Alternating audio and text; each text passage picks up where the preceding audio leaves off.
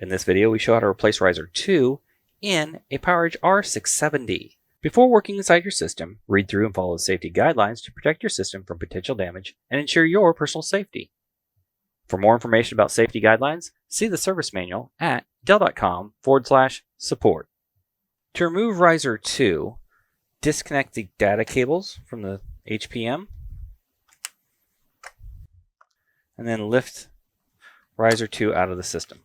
To install riser 2, align it with the system, make sure it's seated fully, then reconnect the data cables.